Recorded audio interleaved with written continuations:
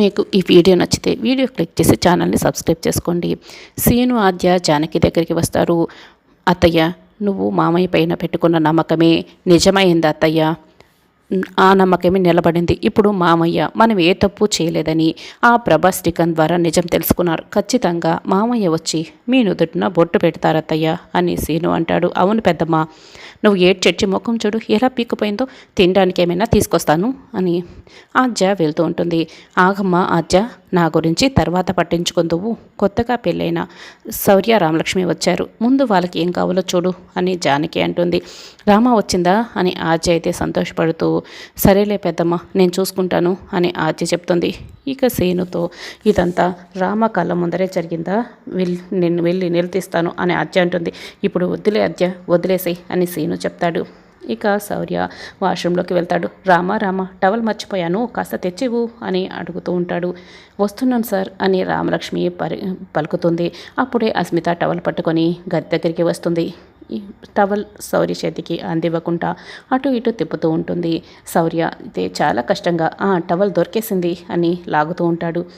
ఇక అస్మిత అయితే లాగుతూ ఉంటుంది. సరిగ్గా అప్పుడే రామలక్ష్మి సార్ తెస్తున్నాను సార్ అని అరుస్తూ వస్తూ ఉంటుంది. అస్మిత టవల్ని లాక్కొని చాటుగా దాక్కుంటుంది.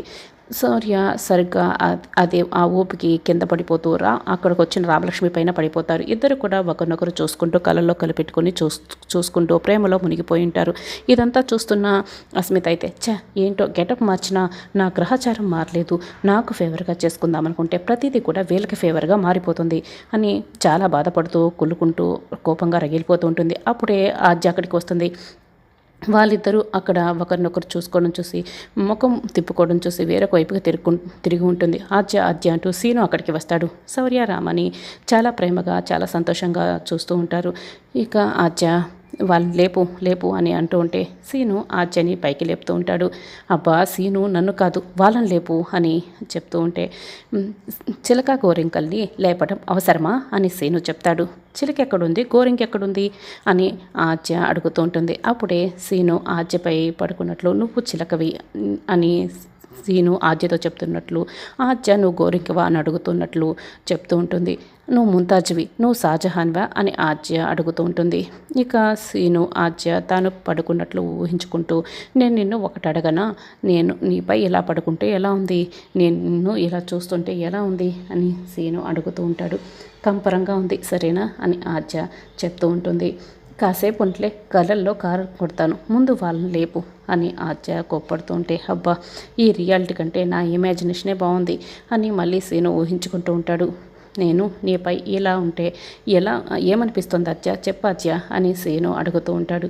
బరువుగా అనిపిస్తుంది అని ఆద్య జోకులు వేస్తుంది. అబ్బా అలా కాదు ఆద్య, చెప్పాద్య అని సీను ఇక అడుగుతుంటే, రొమాంటిక్గా ఉంది అని ఆద్య నవ్వుతూ చెప్తున్నట్లు సీను ఊహించుకుంటూ కళ్ళు మూసుకొని చాలా సంతోషపడుతూ ఉంటాడు. అప్పుడే ఆద్య సీను తలపై ఒక ముట్టికాయ వేస్తుంది. ముందు వాళ్ళని లేపమని చెప్తున్నాను కదా అని అంటూ ఉంటే, అబ్బా ఆద్య పాపం వాళ్ళని ఇప్పుడు లేపడం అవసరమా అని సీను అంటాడు. అసలు నీకు చెప్పడం నా బుద్ధి తక్కువ అని ఆద్య అంటుంది. శౌర్య రామలక్ష్మికి ముద్దు పెట్టబోతూ ఉంటాడు. ఆద్య దగ్గుతూ వాళ్ళని డిస్టర్బ్ చేస్తుంది. ఇద్దరు కూడా టక్కున లేచి నిల్చుంటారు. ఎప్పుడొచ్చావు అని ఆద్య రామలక్ష్మి అడుగుతూ ఉంటే, నేను నీతో పాటే కదా వచ్చింది అని సీను అంటాడు. ఆద్య సీనుతో మాట్లాడుతున్నట్లు రామని అడుగుతూ ఉంటుంది.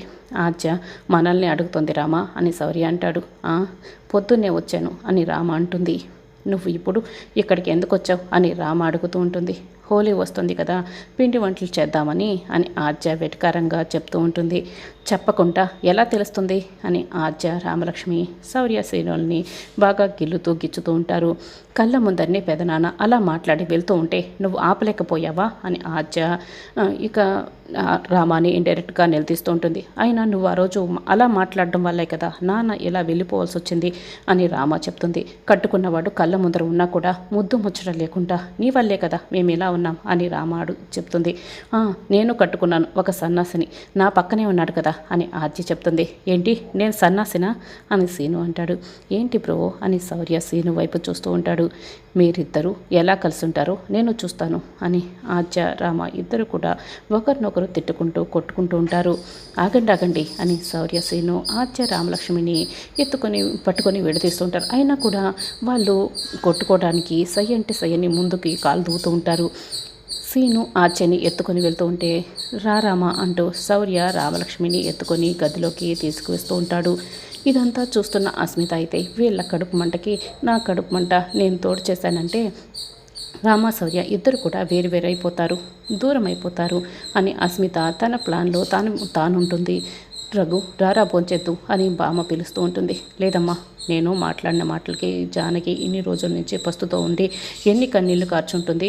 నేను తప్పు చేశానమ్మా, అలా జానకిని బాధ పెట్టి ఇప్పుడు నేను నా కడుపు నింపుకోవడం ఎంత మాత్రం కరెక్ట్ అమ్మా, చాలా తప్పమ్మా, నాకు అన్నం వద్దమ్మా అని రఘురామ్ చెప్తూ ఉంటాడు. చూడరా, పార్వతి విషయంలో మనం జానకిని అపార్థం చేసుకున్నామేమో, అది నిజమే. జానకి చాలా తప్పు చేసింది, నువ్వు రాముడువేమో, కానీ జానకి అయితే సీత అయితే కాదురా, తను చాలా తప్పు చేసింది. అవన్నీ కూడా క్షమించరానివి. నువ్వు జానకిని క్షమిస్తావేమో కానీ నేనైతే జానకిని క్షమించను అని బామ్మ చెప్తుంది. అవునన్నయ్య, నీ మాట కాదని వాళ్ళ చెల్లి కోసం వెళ్ళింది, వాళ్ళ చెల్లి కూతుర్ని తీసుకొచ్చి ఇంట్లో పెట్టుకుంది, ఎన్నెన్ని చేసింది అన్నయ్య, అవన్నీ కూడా తప్పులే కదా. అసలు భర్త మాట కన్నా చెల్లెల మాట ఎక్కువైపోయిందా, చెల్లెల కూతురు ఎక్కువైపోయిందా? నువ్వు వదిన్ని భార్యగా అంగీకరించినా నేను వదినిగా అయితే అంగీకరించనన్నయ్య అని పద్మ కూడా తన నిర్ణయం చెప్తుంది. రఘురామ్ అయితే చాలా బాధపడుతూ చూస్తూ ఉంటాడు. ఎవరి దారిన వాళ్ళు వెళ్ళిపోతారు. పార్వతి ఇదంతా చూసి మౌనంగా వింటూ ఉంటుంది. ఇక రఘురామ్ ల్యాండ్లైన్కి కాల్ చేస్తాడు. జానకిని పిలవండి అని అడుగుతూ ఉంటాడు. నేను జెన్నీ ఆంటీని మాట్లాడుతున్నాను. జానకి లేదు కదా, గుడికి వెళ్ళింది కదా అని జెన్నీ అంటుంది. అవునా, సరేలే, అయితే నేను గుడికి వెళ్ళి కలుస్తాను అని రఘురామ్ ఫోన్ కట్ చేస్తాడు. వెంటనే ఈ విషయం అక్కతో చెప్పాలి అని పార్వతి అనుకుంటుంది. జానకి గుడికి వెళ్ళి అక్కడ దేవుడి దర్శనం చేసుకుంటుంటుంది.